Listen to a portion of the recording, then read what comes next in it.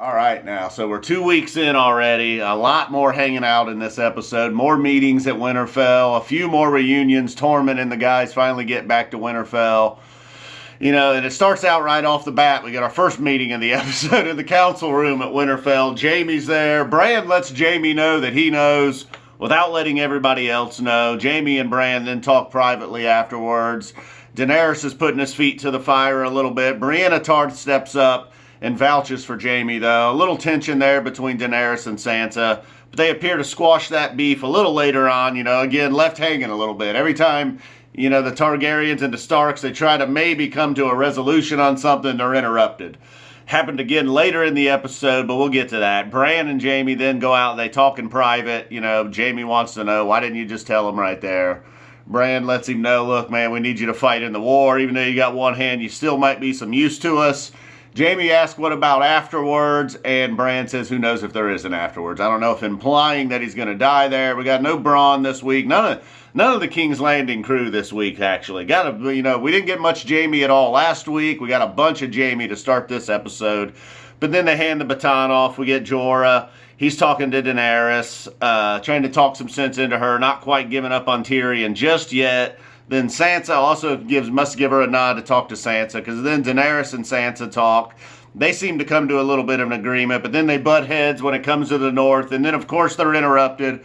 This time it's the arrival of Theon at Winterfell. He says he's there to fight for the Starks. Lets Daenerys know that Yara is back at the Iron Islands in case we're needed. So that's been brought up twice in a row now. So apparently something's going to go down at the Iron Islands. I don't know if they'll have to bail there. Little tension with Jon and Daniel. Let's not get to the end just yet. So then we got another big meeting, this time in the war room. They know now that Tormund and Ed and everybody's there. They know the Night King and the army are knocking on the door. They're preparing, trying to devise some kind of battle plan. Bran says he's coming for me. Theon's going to go protect Bran. I'm sure that's going to go real well for Theon. Grey Worm and Missandei start making plans for after the war, pretty much sign their own death warrants. At least Grey Worm. You can't start making plans for after the war after that on this show anyhow.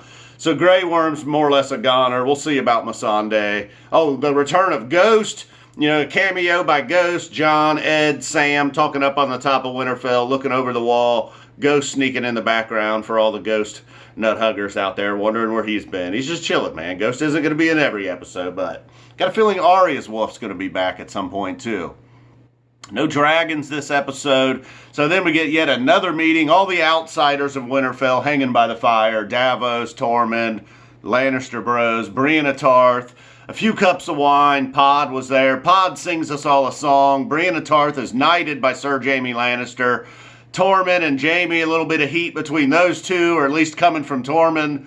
Jaime humors him a little bit. Wasn't a part of that, though. Tormund tells the story about why he's such a big man. Just all over Brienne. Letting Brienne know, look, he's doing all he can to get a piece of Brienne of Tarth. She's eventually knighted. A standing ovation in the room. The first woman in Westeros, I believe, to be knighted, they say. I think so. Sir Brienne of Tarth now.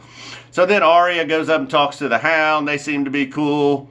Hound gets in a line or two on her. Beric Dondarrion shows up. Apparently no longer on Arya's list. I don't know if Arya was doing some scouting there or what. But then Arya ends up back down with Gendry. Pulling Tormund's move on Gendry. It's the last night of her life. She wants to get laid. She throws Gendry on the bed. Just pretty much gives him the Melisandre treatment. I don't know. I don't know what's going on with that. I hope it's not going to be Arya's last night. And if it is, I don't know. It's just weird between Gendry and Arya. She was like 9 when they first met and became friends. It's a little odd. Gendry, though, his hard work is paying off, apparently. He deserves some. Early in the episode, he was clearly the hardest working man in Winterfell. The first scene we got with Gendry. So then Jorah gets Heartsbane from Sam. Hopefully he's going to use that for some good. Don't want to see Jorah go down in the snow and Heartsbane be lost. Then we get the song from Pod.